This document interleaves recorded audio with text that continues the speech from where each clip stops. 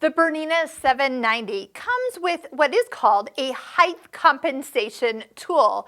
Now, people often lose this in the bottom of their accessory box because the box drawer is white and this is also white. But this is a very handy tool, and I want to just show you one way of going over a really thick denim hem, how this will help you not break needles, not have skip stitches, and have those stitches all be the same length. So first I'm going to just sew a quick little seam in 2 pieces of denim, and then that way I can kind of do that little fold over where, you know, when you have this opened up and these thicknesses start to really add up as you turn them. We've got 3 layers here, now we have 6, and if you turn it up again, now you have 9. This is actually some fairly thinner denim, but you know what I'm talking about. When you have to go up and over this seam, sometimes you get little stitches as you start to go up the mountain. Maybe you get one long stitch as you come off the thicker part here. One way to help out is to actually lengthen the stitch length. That will make a difference. But if you actually use the Sewing Advisor, tell the machine that you're working on some denim fabric and you're doing a seam on there. Watch what it'll do. It'll actually lengthen the stitch for you and recommend the jeans foot number 8D. So since we have that, let's go ahead and put that on. It is a D foot, so it will be engaging the dual feed. And look at the stitch length, 3.5. That's a nice long stitch length. Again, so you don't get those teenier stitches the higher or thicker the fabric is.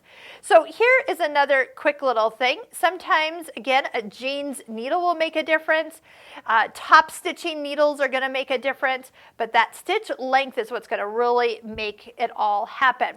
Now, I'm going to just do a little sewing here and just show you a couple little tricks. Number 1, stop with your needle in the down position, and then as you get to where the seam starts to get a little thick, you can help level out the foot with the tool. The height compensation tool can be put together as 1, 2 thicknesses, or all 3 thicknesses.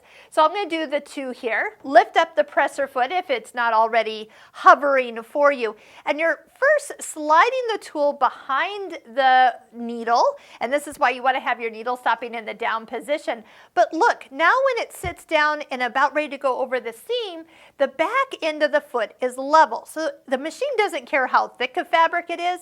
As long as the foot is level on it, it's going to pull it through evenly with the feed dogs below.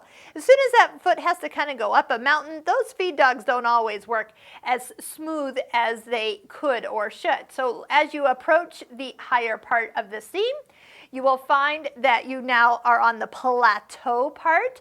And then also too, when you come off, you can just set the tool underneath one side, keeping that foot, that's kind of leveling it out until it becomes all the way off the thick seam behind it. And again, no pushing, no pulling, no breaking of needles. That is going to make a huge, huge difference. Now, remember, you do have that triple straight stitch. Stitch number 6 can also be used for this type of technique. And did you notice what side I sewed from? I sewed from the top side. That's why they call it top stitching. So if you really want good looking stitches, sew from the top, get all your folds nice and even and pressed, follow one of these lines, and your hems will turn out perfect every time. And your new best friend for going over really thick surfaces is already in your accessory box.